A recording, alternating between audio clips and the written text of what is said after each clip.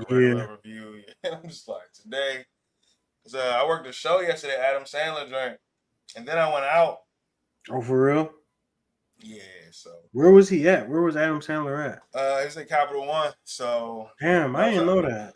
yeah, that was our first event back, and yeah, I was there all night. Not all night, but I was there for a break. Then I went out as well. But it's all good. We in the building. Media Marcus, September 28, 2025. I usually go live after the game, but not tonight, y'all. I need some rest. I need some R&R Sunday night.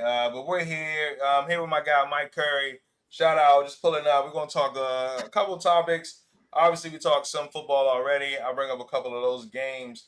We got some music history there pulled up, hip hop and R&B. Some hip hop news as well. Other sports news as well that we'll talk, and I'll get your opinion on. So let's get right into it. We're here at Media Marcus, September 28, 2025. Deal of the day. Not going to do too much of a spill here, but Monday, September 29th, deal of the day. National Coffee Day. Everybody, I want y'all to take advantage of that if you can. Once again, I will send out that video again and kind of promote it. But yes, deal of the day, National Coffee Day tomorrow. A ton of deals around. I know Dunkin' Donuts has one. I know Krispy Kreme has one. Burger King, all the places you get coffee from. Take advantage. Deal of the day, National Coffee Day, Monday, September 29th. So I want everybody to take advantage of that. All right, let's move on. And Mike, we know it was a football day. I know we talked some of the games, but I mean overall, just how you feeling right now on the NFL season totality? Who do you think win these conferences? NFC, AFC. We know Detroit got a 24-point win today. They covered that spread. We know Kansas City showed up big and squashed Baltimore. They beat them by 17. The Rams are looking good. Seattle's looking good. But like, who you feeling? And Chargers took an L today, but they're still one of the contenders. Who you feeling as far as both of the conferences? That maybe could make it out. Yeah, I think the Eagles are still a team to beat on both conferences, to be totally honest with you. As long as they can make sure that AJ Brown doesn't lose himself, um, I think they're the team to beat. Like everybody's been saying, they find ways to win. Regardless of how they do it, that doesn't have to always be the prettiest, but they showed that they can win in multiple ways. They can come from behind against the Rams. They can win ugly against the Chiefs. They can win with their best player on defense getting ejected 6 seconds in. And they show that they can outclass a team that's been running their division for a long time in the Buccaneers. So I think they're personally the team to beat. In the NFC, another team I think could rival them is the team they beat last week, the Rams. I thought the Rams just got a little too conservative with their play calling, and that ended up being their demise, and that's why they lost. The Seattle Seahawks, they've been playing good ball. Want to kind of see a little bit more just because Sam Darnold is their QB, but I do think their defense is very for real, and I like what Mike McDonald has done. Trying to think of somebody else in the NFC. That might be it so far because I've always thought the Eagles and the Rams were just kind of head and shoulders against above everybody else. Definitely. Oh, the Lions. I like the Lions too, but I'm not really a big Jared Goff guy. But the team just has so much talent. And Aiden Hutchinson is back, and that's a guy they really missed towards the tail end of last year. For the Commanders, definitely want to see what happens when they get JD5 back. Terry McLaurin also got to get healthy too. But on the AFC, I like the Bills. But as Jordan was talking earlier on the pod, I don't. I think they just got to clean some things up. But they're winning. You know what I'm saying? As long as you're winning, winning cures everything. And they are missing some guys. Ed Oliver missed his third straight game, and Matt Milano, their linebacker, is still out as well. So those are two key guys that they need on that defensive side of the ball. And of course, you can't count out the Chiefs, man. Once they get everybody back, Xavier Worthy returned today, but you're going to get Rashee Rice back in a couple of weeks. So definitely want to see that version of their offense once they get Rashee Rice, because something we didn't see last year. Rashee Rice tore his ACL early last year, so we didn't really get to see it. Defense has been playing some sound football, though, man. I like what I've seen from their defense outside of the Chargers game. Mhm. And who else? I think the Chargers are a threat. I think the Giants' loss was just a lot of things catching up to them. But Joe, I don't know what his injury was, but that's a big deal. Because They're saying high ankle sprain. high ankle sprain. Okay, so that's probably about a month injury. But Mm-hmm. they're definitely gonna need him back because he's been a stalwart already in his young career. Um, I would say the Ravens, but I don't know what the hell is going on with them, man. And I really don't know, man. Lamar got hurt today, but I'm sure he would have finished the game had they not already been getting blown out. Game was pretty much decided. But the Derrick Henry fumbles have definitely changed the standings for them, man. Had he not put the ball on the ground, I could be singing a different tune and just saying, "Oh well, Lamar." The narrative would be, "Oh, Lamar can't beat Mahomes," instead of "What the hell is going on with the Ravens?" Um, but the defense has been abysmal. It's been terrible to watch. And it's a defense that has so many guys on their team, and I know they're missing Matabike at the D tackle position, but you gotta. I don't know, man. It's just looking bad, bro. It's just looking bad, man. I think they might have most points allowed, right? If I'm not mistaken. I know the Browns game kind of mellowed things out and hit things, but I mean it's the Cleveland Browns. They don't in the game that they won, they had 13 points. So I don't really expect a lot of offense from them. And am I missing anybody else in the AFC?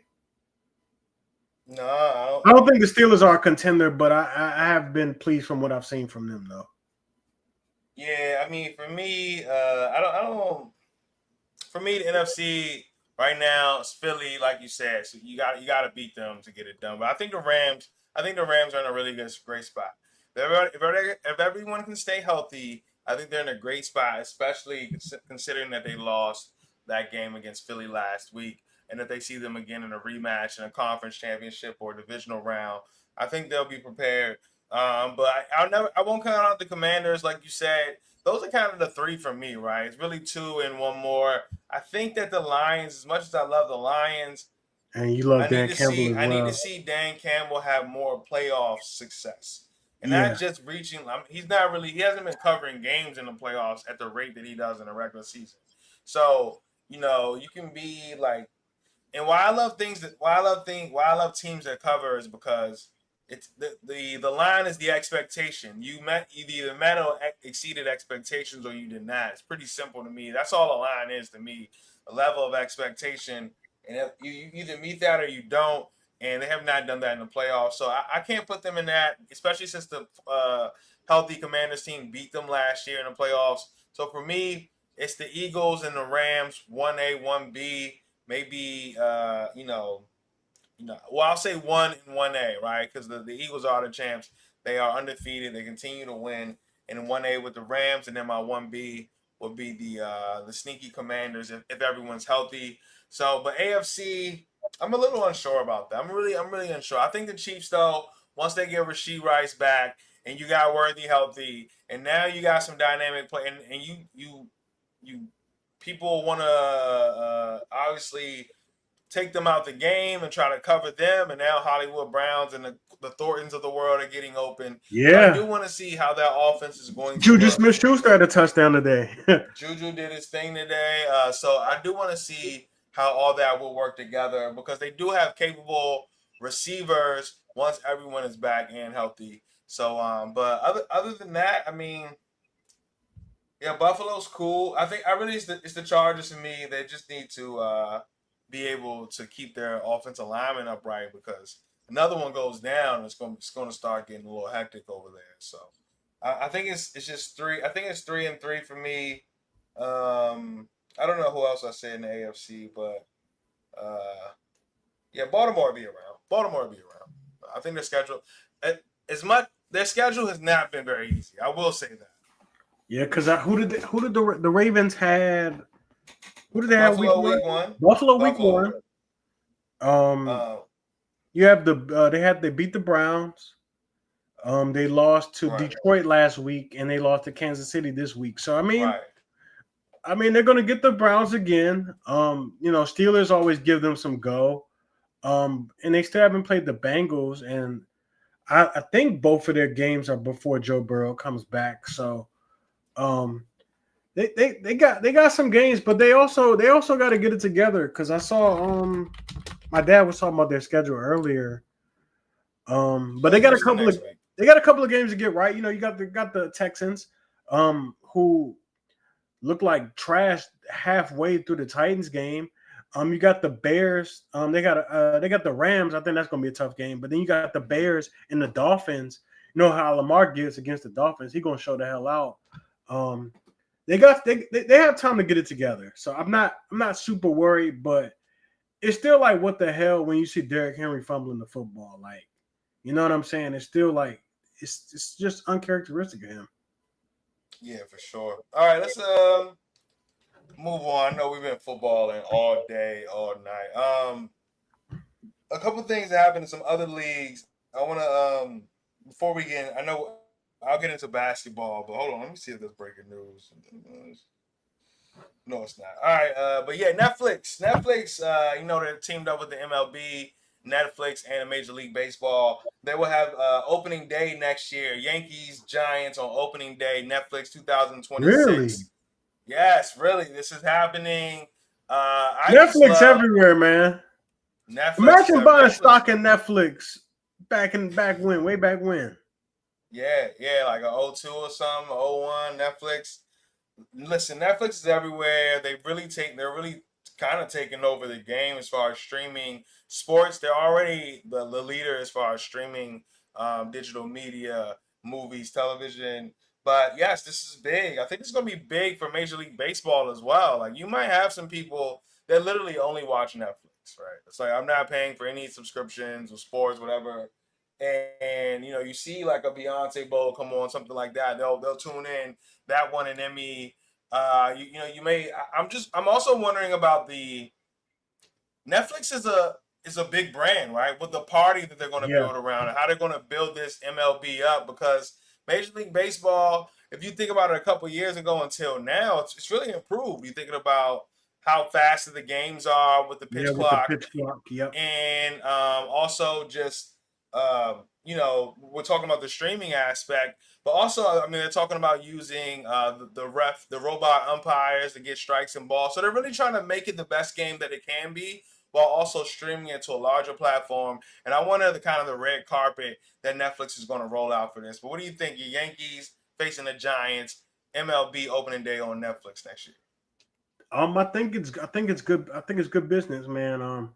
Because Netflix, they've been doing their thing, getting it on the sports. Most recently, you had the Crawford Canelo fight, and that was a super fight. That was a mega fight.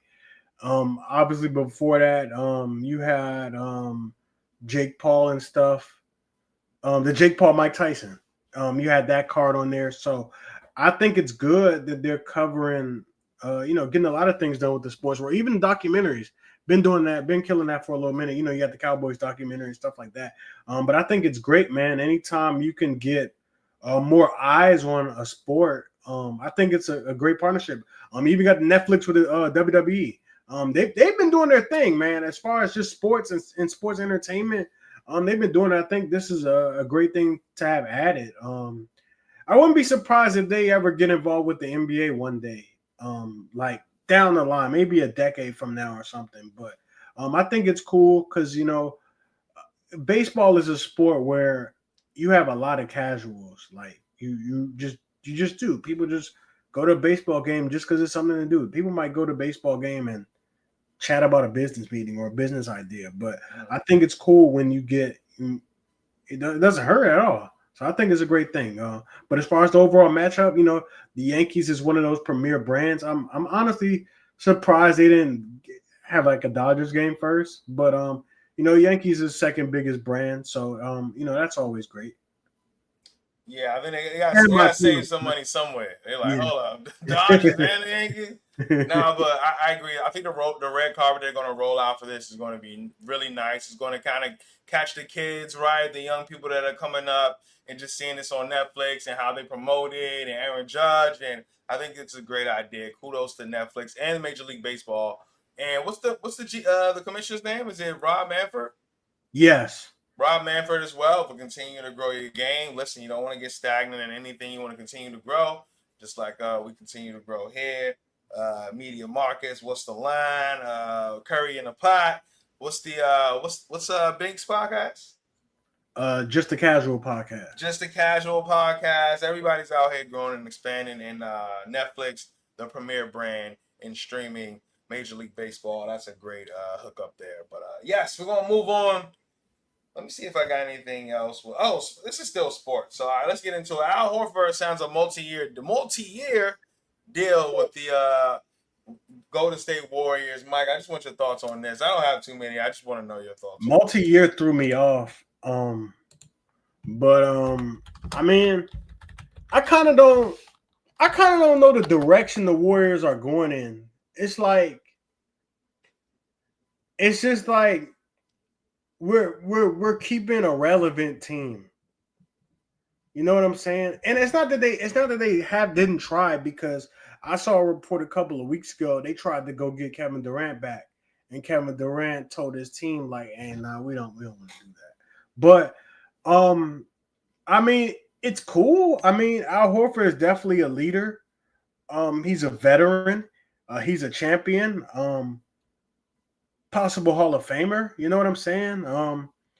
It's cool, but I don't know what it does for the Warriors in the grand scheme of things.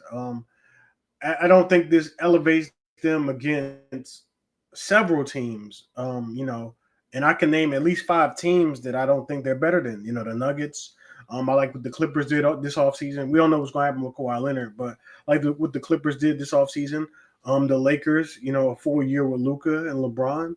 I said Nuggets already. The Houston Rockets, obviously they got KD. The Minnesota Timberwolves. So I think the Warriors are still behind all of those teams. But I mean, it's cool. I like Al Horford though, champion. I can only agree with you there, but yeah, I'm interested to see. The NBA season kicks off about a month. We'll be locked in here. I know Keith said he's gonna be pulling up a ton as well.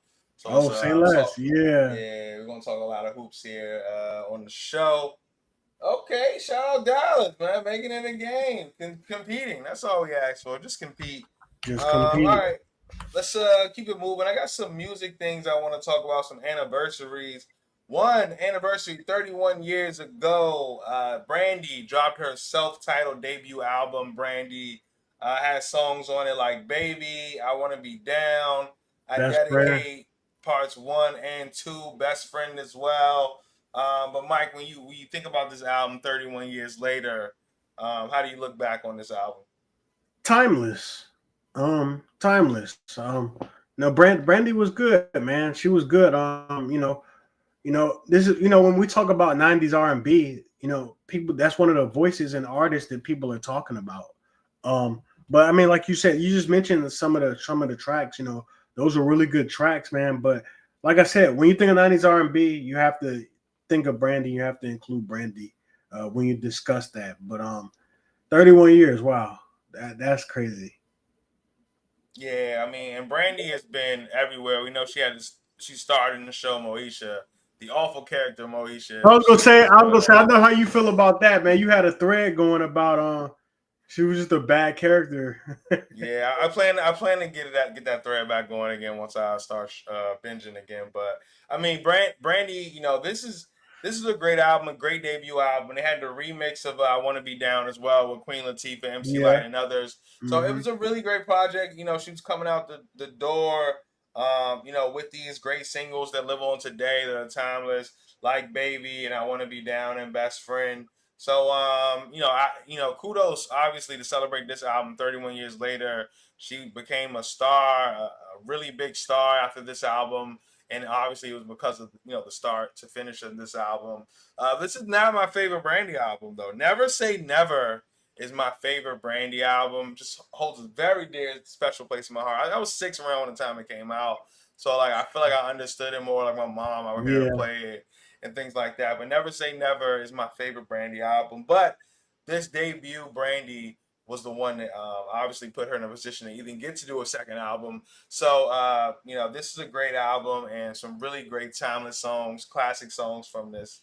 So we celebrate here on Media Marcus the 31-year anniversary of Brandy's debut album, self-titled album Brandy, coming out in stores. We had another anniversary as well, music anniversary, and this one touched me more, right? Because, like I said, I was 6 years old when Brandy dropped that, or I was 6 years old when she dropped her second album. I think I was like 2 years old when she dropped her first. But this one has been 14 years, 14-year anniversary. J. Cole dropped his debut album, Cold World Sideline Story. And Mike Curry, this was a really big album for me. yeah. I loved this album. I was anticipating it so much because I was a really big J. Cole fan. And I'm probably not as big as a fan than I was back then, which is fine, right? People grow, and I was a teenager then. I'm an adult now. All of those things, but the come up and the warm up The and warm Friday up. Night Lights, that Yep. building, that, and I was locked in with all of those projects, and it was getting to a point where they were saying, "Oh, like he can rap, J. Cole, but he can't have like a single, or he can't have like those put together an album."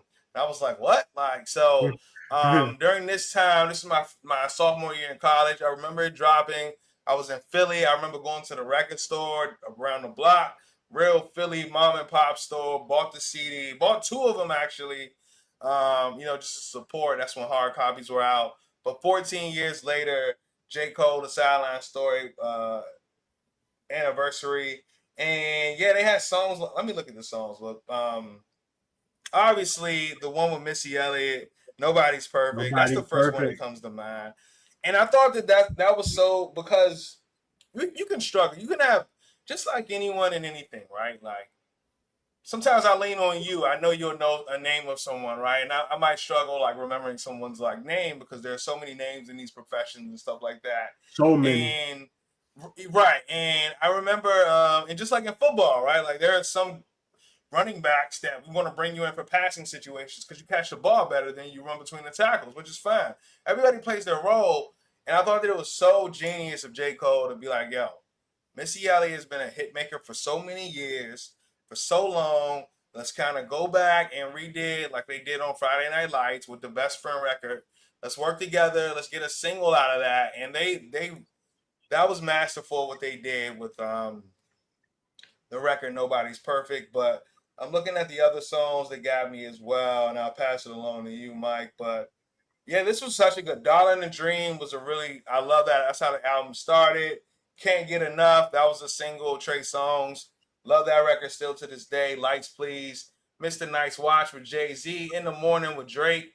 And looking back on it, these were hits. These were hits. And people said that J. Cole was not going to be able to do that. But yeah, Mike, what did you think about this album looking back 14 years later? Yeah, I thought it was a good album. Because I was really, like you said, I was anticipating J. Cole because I heard those mixtapes. I really love Friday Night Lights. I thought that would Friday Night Lights sounds like an album. That's how good Yeah, that project is. Like that project is that's Chef's Kiss right there. That's a mixtape. That's a yeah, mixtape. Um, but I mean, good album. I mean, like you said, obviously you named the singles. And he had great people on those singles. At the time, Trey Songz was hot. At that time, to have a Trey Songz feature, that was hot. And of course, it's good to have a Drake feature around that time. The Drake feature is great, regardless. But the Missy Nobody's Perfect. That's probably my favorite song on there. You had Rise and Shine. That was one of the earlier songs. He really snapped on that joint. And, you had Jay-Z talking at the beginning of that song. Then you got Mr. Nice Watch with Jay-Z. So it was pretty cool, man. Just to see like kind of like the birth of J. Cole's like real mainstream career, in a sense. So yeah, it's a good you got Workout too. Like it's some songs on this jump, man. But good album, man. Good project by J. Cole, man. Good debut album for sure. yeah, I agree. This was the era when an artist didn't just come out. You kind of heard about them. You would see them in blogs. You would hear a song. You would see what they would do next. You become a fan. Like you really saw these artists grow during this this blog era, '09, 2011, 12. Like it was a really different vibe. But kudos to J. Cole, Sideline Story, celebrating 14 years, Cold World. And I think I'm gonna play that after this to pay some homage. All right, I got a couple more things before we get out of here, Mike. Cardi B. I listened to, I kind of reviewed the album last week on here on the Media Market show, but Cardi B scores her second number one album on the Billboard Top 200 with "Am I the Drama." Really good album. I appreciate it. I gotta listen to it again. It's been like a week now, but really good album, really good records on there. The features as well. She did her thing. I thought the transitions were really good, but she scores her another number one album with "Am I the Drama" on the Billboard Top 200. Mike, what are your thoughts? I still haven't heard the album, unfortunately. My girl asked me, she said, "You hear the album?" Man? I said, "No, I actually haven't." Um, I usually like to listen to stuff when I'm driving in the whip. I don't really like sitting in my house and like listen to an album. Sometimes I'll do it, but I like to be like doing something. Like I like to be in the gym or like you know what I'm saying, like going for a walk outside or something like that.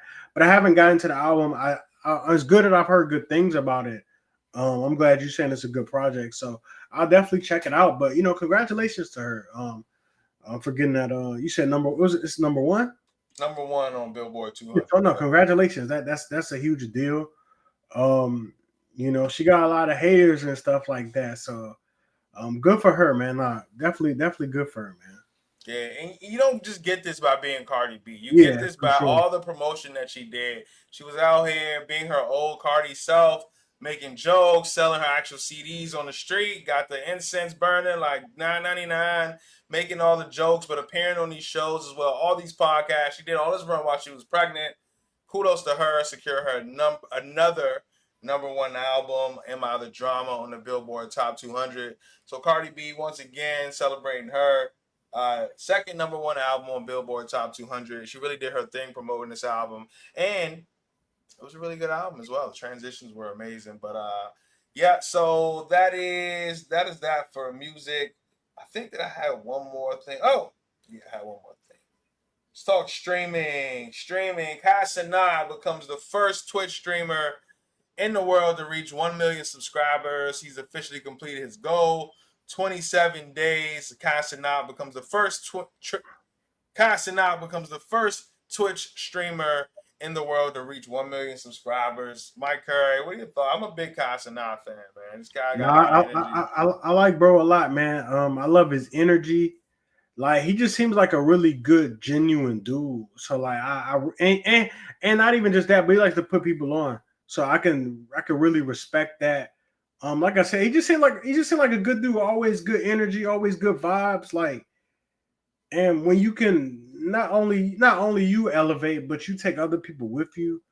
Like he did the whole streaming university thing, like you putting smaller creators on and stuff like that, and giving them a chance and a platform. Like that's dope, man. Like it's truly dope. So I'm happy that he hit his goal because I'm a fan of him. I'm not subscribed, but I do be watching the clips and stuff like that, and just seeing the energy that he puts out. And he's funny, and he always got good guests on the streams. Like he gives the people what they want. So um, I love the fact that he's using his platform, um, to the fullest.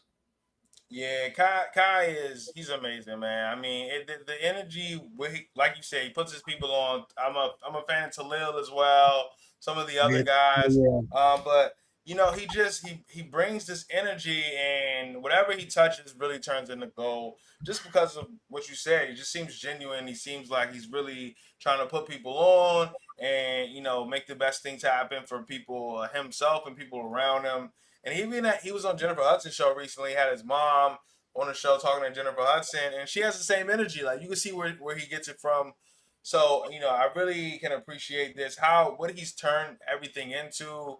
The whole like wherever they stay at that own location, just so large and in charge, and the basketball court, like just they be all over that place, yeah, and also I can also see like obviously this is a grind, right? Like to do 30 days straight streaming every single day. You're bringing in guests. You got to plan. It's not just impromptu. Like these things are actually planned out.